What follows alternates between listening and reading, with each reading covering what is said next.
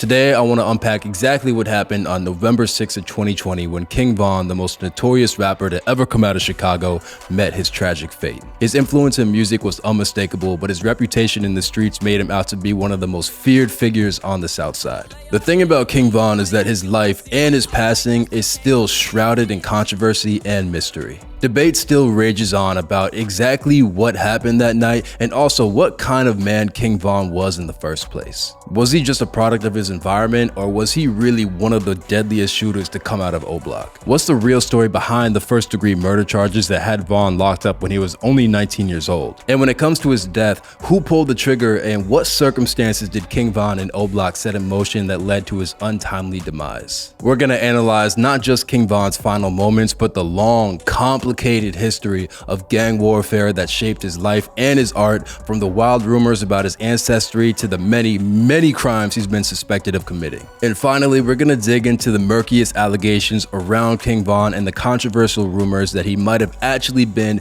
rap's first serial killer. The first thing you need to know about Von is that he was O Block from the jump. He was born in Chicago and raised in the Parkway Garden homes. Parkway Garden is, of course, the apartment complex that sits on the 6400 block of South Dr. Martin Luther King Jr. Drive in Chicago. But when it comes to the streets and hip-hop, Parkway Garden is known colloquially as O Block. At the same time, O Block is widely considered to be the most dangerous area in Chicago and is an infamous hotspot for gang activity. This is the world that King Von came up in, and it had a profound effect on his family.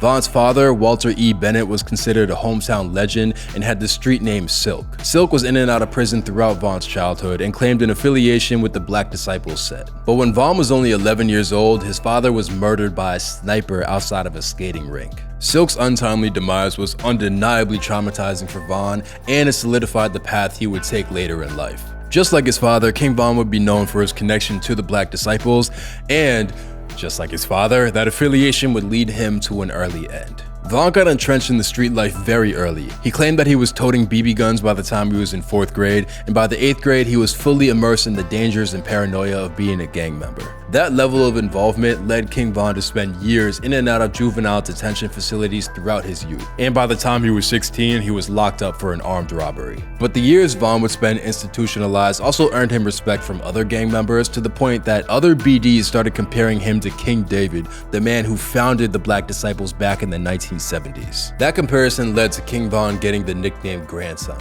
Other Black Disciples really looked at Von like he was related to the gang's OG founder. In fact, it kicked off a persistent rumor that Von was actually the grandson of David Barksdale himself. And while that rumor's untrue, it did inspire Von's rap name. When he took the name King Von, he was positioning himself as an inheritor of King David's legacy, and that meant his fate would forever be tied to the complex, violent history of the Black Disciples. When King Von was just 19 years old, he found himself facing serious first-degree murder charges over the death of a civilian at a birthday party.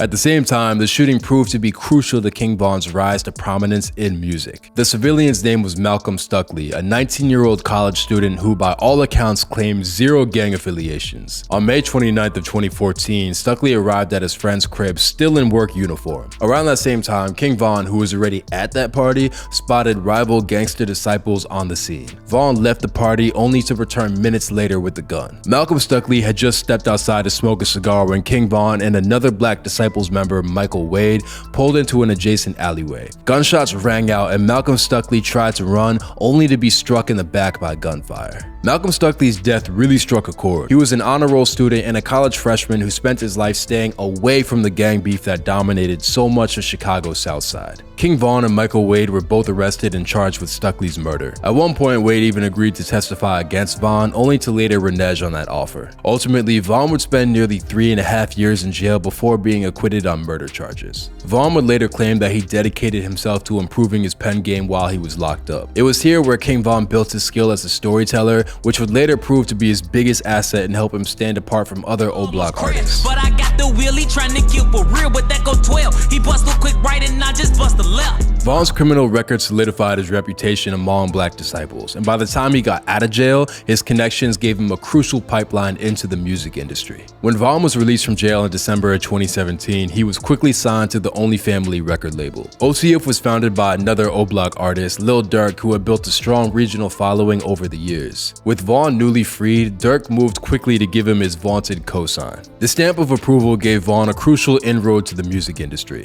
By the following year, King Von had released his breakout single, Crazy Story, that cemented Von as not only a premier drill artist, but a top-tier storyteller. The music video ran up tens of millions of views on YouTube, and the song charted on the Billboard Hot 100. All of a sudden, King Von went from being an accused murderer to a pivotal figure in the rap game. But that didn't mean that King Von left the street shit behind.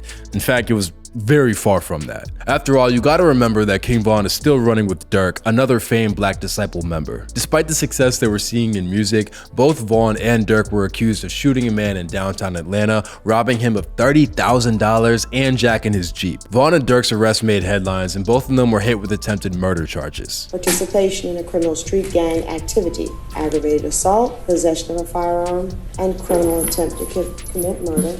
Despite the seriousness of the case, Durk and Vaughn were both able to bond out of jail. They couldn't have known it at the time, but Vaughn's arrest in Atlanta foreshadowed his death in that very same city just a year later. On November 6 of 2020, King Von and his crew were leaving an Atlanta hookah lounge. It was nearly 3 in the morning when Vaughn spotted a rival artist, Quando Rondo, napping inside his vehicle with his crew. At this point in time, Lil Durk and King Von were embroiled in an escalating beef with Louisiana rapper Youngboy Never Broke Again, and Quando was one of Youngboy's artists. When Vaughn saw Quando Rondo in a vulnerable position, his loyalty to Durk and OTF compelled him to act, and that one choice would have fatal consequences. Rondo would later claim that he awoke to King Von and Vaughn's entourage confronting his crew. A brawl broke out that quickly escalated into a shootout. 3 people were wounded in the crossfire and 2 were killed, including King Von. He was only 27 years old at the time. Right away, there was speculation about who was responsible for Vaughn's death and the exact circumstances that led to the shootout. It was like a lot of chaos. You just heard the shots ring out. It was like, rah, rah, you know what I'm saying? There was a few people moving around, but at the same time, like,